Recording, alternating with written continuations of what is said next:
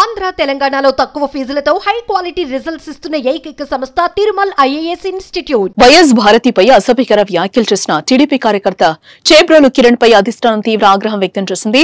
Party నుంచి suspend చేయడంతో పాటు కేసు నమోదు చేసి అరెస్టు చేయాలంటూ ఆదేశించింది. టీడీపీ ఆదేశాలతో కిరణ్ పై పోలీసులు కేసు నమోదు చేశారు. అధిష్టానం ఆగ్రహం తీవ్ర విమర్శల నేపథ్యంలో కిరణ్ తప్పుగా మాట్లాడానని క్షమించాలంటూ వీడియోను విడుదల చేశాడు.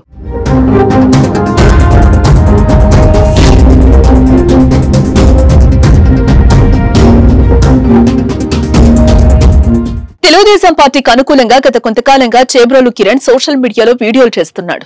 పలు ఇంటర్వ్యూల్లో పాల్గొంటున్నాడు. వైసీపీపై తీవ్ర విమర్శలు, వ్యక్తిగతంగా దూషణలు చేస్తూ పాపులర్ అయ్యాడు. వెటకారంగా ఆయన చేసే విమర్శలు తెగ వైరల్ అయ్యేవి. అయితే కొంతకాలంగా హద్దుమీరి మాట్లాడుతున్నాడు. ఇటీవల జగన్ పోలీసులను బట్టలూడు తీసి నిలబెడతానని చేసే వ్యాఖ్యలకు కౌంటర్ ఇస్తూ వైఎస్ భారతిపై అసభ్య పదజాలంతో రెచ్చిపోయాడు. వ్యక్తిగత స్థాయిలో విమర్శలు చేశాడు.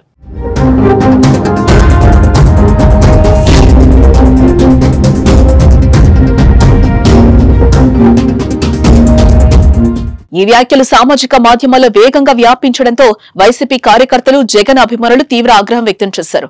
ఈ వ్యాఖ్యలు స్త్రీల పట్ల అగౌరవంగా ఉన్నాయని, రాజకీయ సంస్కృతికి తగని విధంగా ఉన్నాయని వైసీపీ నాయకులు ఆరోపిస్తున్నారు. వెంటనే అతన్ని అరెస్టు చేయాలని డిమాండ్ చేస్తున్నారు. ఈ నేపథ్యంలో టీడీపీ అధిష్టానం చర్యలు తీసుకుంది. అలాంటి దూషణలతో ప్రజల్లో విశ్వాసం కోల్పోయే ప్రమాదం ఉందని, వ్యక్తిగత దూషణలు పార్టీకి నష్టం చేస్తాయనే ఉద్దేశంతో కిరణ్ ను పార్టీ నుంచి సస్పెండ్ చేస్తూ అరెస్టు చేయాలని ఆదేశించింది.